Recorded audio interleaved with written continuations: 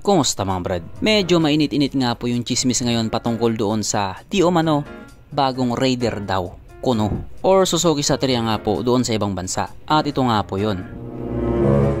At medyo mahirap nga din pong sabihing AI to. O may mga kumakalat din naman na picture na kamukhang kamukha niya na halatang AI din talaga. Pero kasi itong isang to halatang legit talaga siya. At kung inyo na nga din pong matatandaan ng mga nakaraang buwan nga po, meron nga pong isang motor na naispatan doon sa bansang Thailand na tinetest ride nga po ni Kuyang Blue na malaki nga po ang pagkakahawig sa Suzuki Raider 150 or Suzuki Satria 150. Kaya ang naisip po agad ng mga tao, marahil ito na yung bago, ang bagong Raider 150.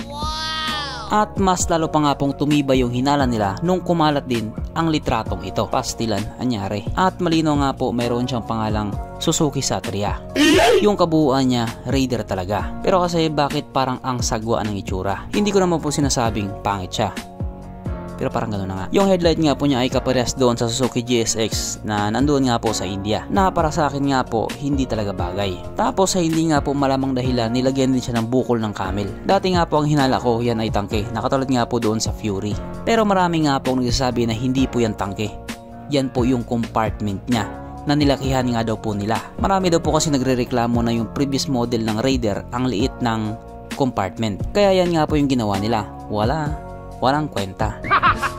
I mean, para sa akin kasi ang sagwa talaga niyang tignan. Para sa akin na naman yun. Pero kung ikaw nagagapuhan ka dyan, okay lang, walang problema. So base nga po doon sa nag-viral na spy shot nung mga nakaraang buwan, medyo nagkakaroon na nga po ng linaw na totoo nga talaga to. Na pwede man sana wag na lang. Yung itsura kasi niya nagmukha talaga siyang Kawasaki Fury. Don't get me wrong, hindi ko na po sinasabing pangit yung Kawasaki Fury. Yung sa akin lang naman kasi, yung previous model ng Suzuki Raider, napakagwapo talaga. Tapos biglang maglalabas lang ng ganito.